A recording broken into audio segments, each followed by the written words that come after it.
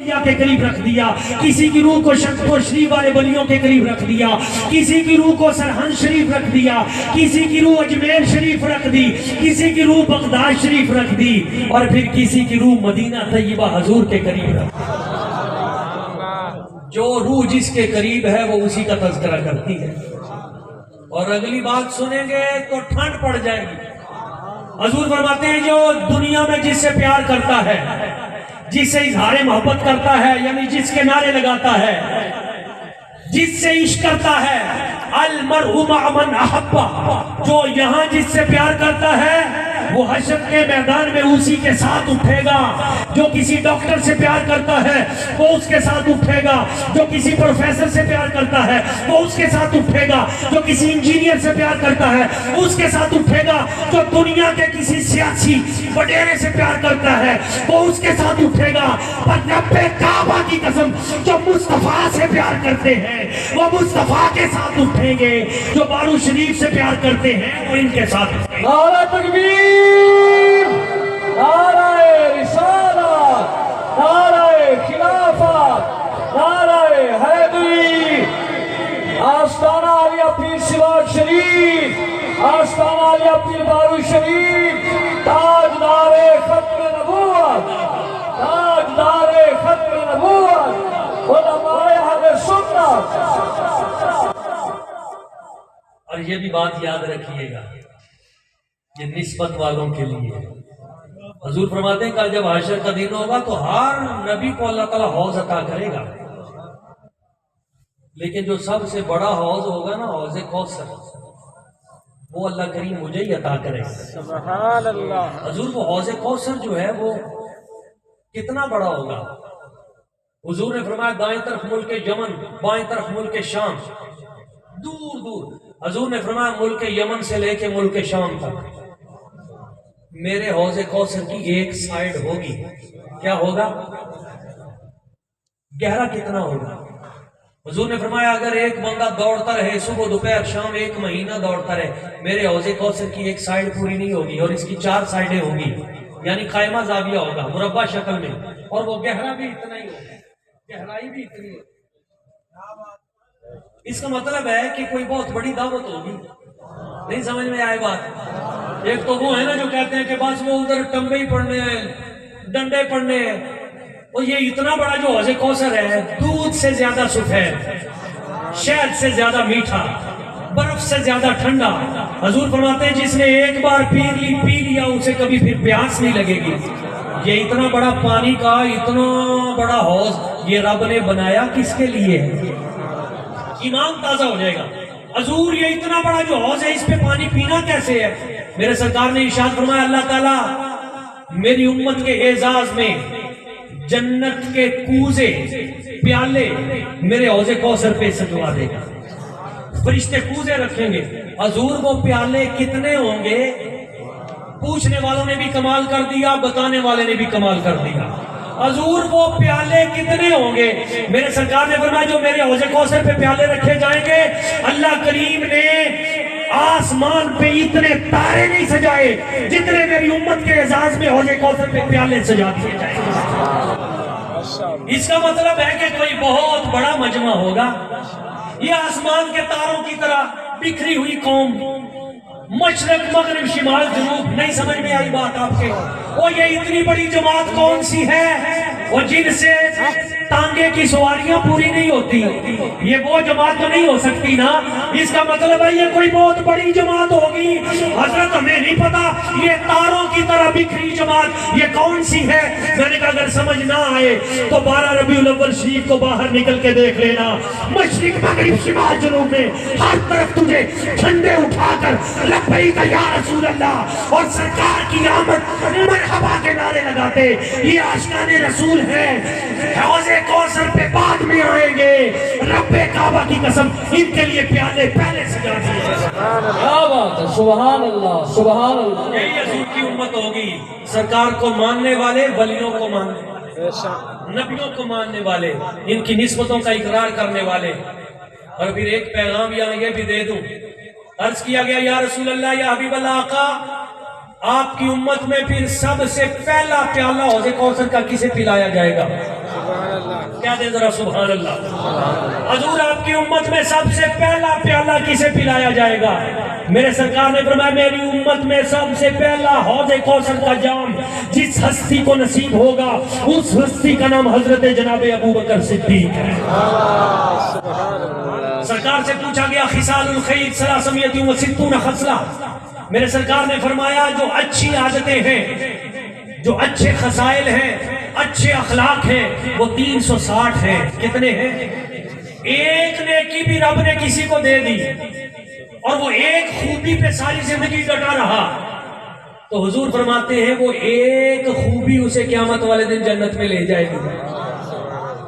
یہ بھی بانی شریف کا پیغام ہے. کسی عام آدمی کو جو سنی ہو، سنی، اس کے اندر کہیں کوئی کوتاہی ہو تو اس کو برا نہ کہو.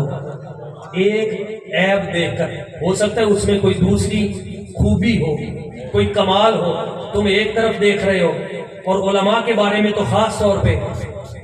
تو حضور فرماتے ہیں 360 اچھی خوبیاں ہیں اخلاق حسنہ. ایک بھی کسی کو مل گیا تو وہ جنتی. حضرت سیدنا صدیق اکبر رضی اللہ تعالیٰ عنہ کھڑے ہو گئے اور ہاتھ باندھ کے عرض کی یا رسول اللہ، یا حبیب اللہ، یہ عاجزی دیکھیے، افضل البشر بعد الانبیاء ہے، اور عاجزی دیکھیے، افی احد منہا یا رسول اللہ. آقا ان 360 میں سے کوئی ایک آدھی خوبی مجھ میں بھی ہے، ایک آدھی خوبی.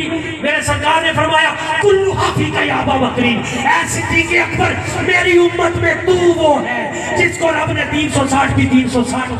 نعرہ تکبیر، نعرہ رسالت، شان سیدنا صدیق اکبر، شان سیدنا صدیق اکبر، شان سیدنا صدیق اکبر. یہی فکر مجدد پاک ہے، یہی درس مکتوبات شریف ہے.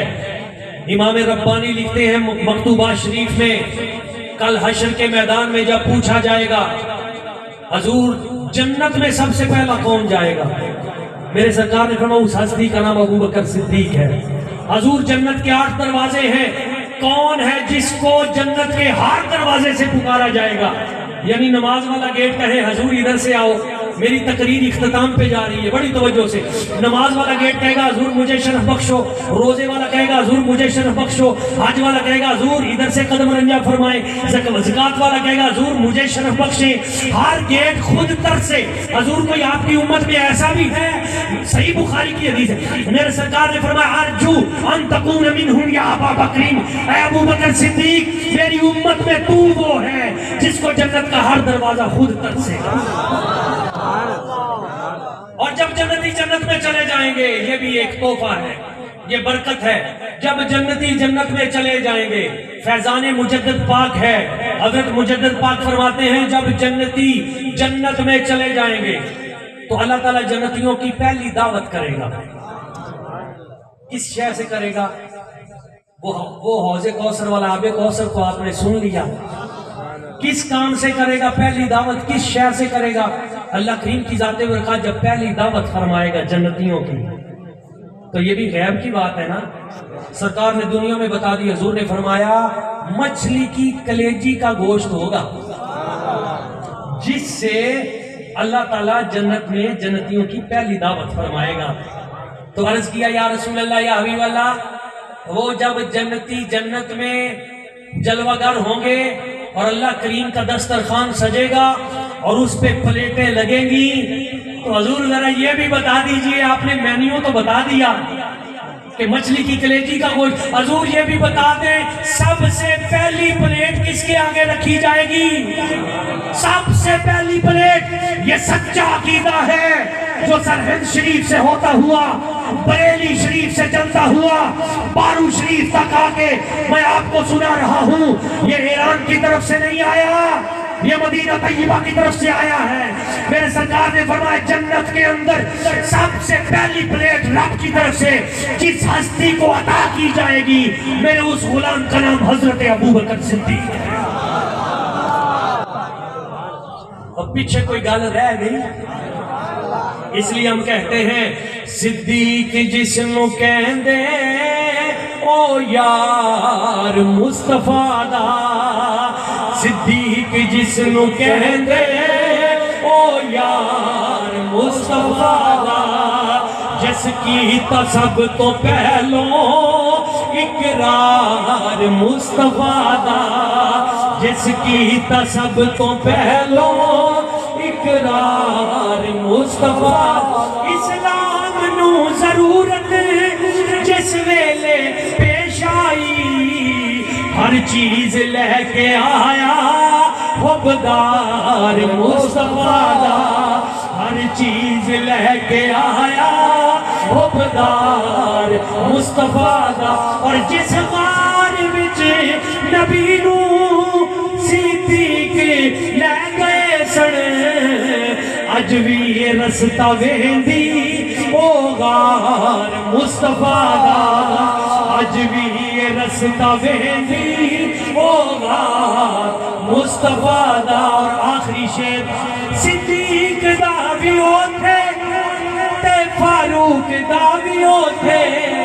بھئی صدیق دا بھی اوتھے تے فاروق دا بھی اوتھے، بھئی طیبہ دی جس جگہ تے دربار مصطفیٰ دا، طیبہ دی جس جگہ تے دربار مصطفیٰ دا۔ میں وہ اپنی گفتگو اختتام پہ لے کے جا رہا تھا کہ ادھر میرے آقا کریم صلی اللہ علیہ وسلم حضور کے پاس جب کیس پیش کیا گیا، حضور مہربانی کریں، تو سرکار مسکرائے، جب مسکراہٹ سے ہم اس طرف نکل گئے، لیکن جو میں بات کرنا چاہتا تھا، بات پتہ کیا ہوئی تھی؟ حضور نے فرمایا کیا جتنا مال حارث تیرے پاس تھا تو سارا لے آیا ہے؟ سبحان اللہ۔ حضور نے کہا حضور میں سارا ایک رتی بھی نہیں چھوڑی، اتنا سا ایک رتی وہ بھی نہیں میں نے چھوڑی، جتنا مال تھا گھر میں، جتنا مال تھا میرے پاس سارا لے آیا۔ تو حضور نے فرمایا، تبسم فرمایا، اور حضور نے فرمایا وہ جو وادی عقیق میں پہاڑ کے پیچھے جو 2 اونٹ چھوڑ کے آیا ہے وہ کس کے ہیں؟ یہ نگاہ مصطفیٰ ہے، وہ جو 2 اونٹ ادھر چھوڑ کے آیا ہے وہ کس کے ہیں؟ جب حضور نے یہ فرمایا نا تو حارث جو ہے وہ کام کہنے لگا حضور مجھے معافی دے دیں، میں تو دنیا کا بادشاہ سمجھ کے آیا تھا، ادھر تو بات ہی کچھ اور ہے، میں ابھی جاتا ہوں گھوڑے پہ، ابھی جاتا ہوں، ابھی میں لے کے آتا ہوں، وہ اونٹ 2 میں نے واقعی کھڑے تھی، ابھی لے کے آتا ہوں۔ سرکار نے فرمایا نہیں بیٹھو، ہم تیرے وہ 2 اونٹ بھی دیکھ رہے ہیں جو گھر میں تو مال چھپا کے آیا